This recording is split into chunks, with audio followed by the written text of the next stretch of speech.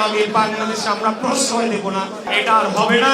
বাংলাদেশ হবে জনগণের বাংলাদেশ। আমি দেখে নিতে চাই কত বড় সন্ত্রাসী, কত বড় মাদকের ডিলার, কত বড় মাফিয়া বাংলাদেশে আছে।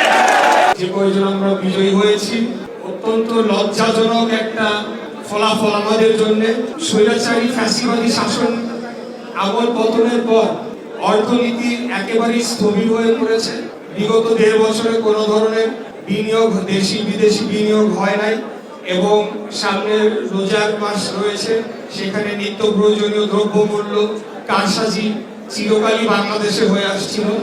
এই বিষয়গুলোকে এখন আমাদেরকে জনগণের জন্য, জনগণের কথা চিন্তা করে, বিশেষ করে যারা শ্রমজীবী মানুষ, সীমিত আয়ের মানুষ, মেহনতি মানুষ, তারা যাতে তাদের আর্থিক কোনো ধরনের চাপ তাদের উপর না পড়ে, বাজার যাতে কোনো ধরনের সিন্ডিকেট না হয়, এই জিনিসগুলো আমাদেরকে মাথায় রাখতে হবে।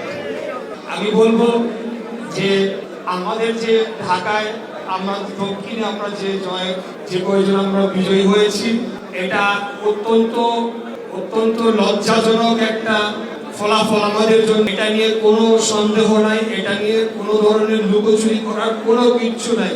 এটা বাস্তব সত্য, এটা কোনোভাবেই হওয়ার কথা ছিল না। এবং আপনারা জানেন যে কেবল 42% ভোটাররা এভারেজে ভোট দিতে এসেছে। কেন এই বিষয়টা হলো, কেন ভোটারদেরকে আমাদের যে বিভিন্ন সংগঠন যারা কাজ করেছে, প্রচারণায় ছিল, নির্বাচন পরিচালনার সাথে যুক্ত ছিল, বিভিন্ন ওয়ার্ড, থানা, এবং আমরা এখন সেন্টার ভিত্তিক আমরা ফলাফল দেখব। ওই সেন্টারের ডেমোগ্রাফি, অর্থাৎ নারী পুরুষ বিভিন্ন কোন বয়সের ভোটাররা রয়েছে, এইগুলো আমরা পর্যালোচনা করব। করে আমরা নতুন ভাবে আমাদের দলকে সাজাবো, আমাদের দলকে সুসংগঠিত করব। এখন আমরা অত্যন্ত কঠোর অবস্থানে যাব। যারা আমাদের দলের নাম ব্যবহার করে কোনো বিন্দু মাত্র কাউকে কষ্ট দিবে, কারোর কোনো ক্ষতি করার চেষ্টা করবে, অন্যায়ভাবে কারো কিছু দাবি করবে, অন্যায্য কিছু দাবি করবে, এগুলা ব্যাপারে একেবারে আমরা জিরো টলারেন্স নীতিতে আমি আর হামিদা নিয়ে যাবো ইনশাআল্লাহ। আমি দেখে নিতে চাই কত বড় সন্ত্রাসী, কত বড় মাদকের ডিলার, কত বড় মাফিয়া বাংলাদেশে আছে।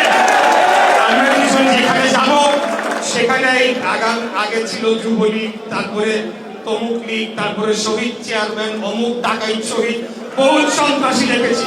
সব সন্ত্রাসীদেরকে, কোন সন্ত্রাসীদেরকে আগামী বাংলাদেশে আমরা প্রশ্রয় দেব না, এটা আমাদের স্পষ্ট কথা। এটা আর হবে না। বাংলাদেশ হবে জনগণের বাংলাদেশ। আমরা কেন এই কঠোর অবস্থানে যেতে চাই? এর মাধ্যমে যত ধরনের অবৈধ কার্যকলাপ, ব্যবসাপাতি একটা এলাকায় হয়, মাদক সহ অন্যান্য চাঁদাবাজি যা যা আছে, গণপরিবহন, এগুলা যখন বন্ধ হবে, তখন আমাদের আইন শৃঙ্খলা পরিস্থিতি ধীরে ধীরে ভালো হবে।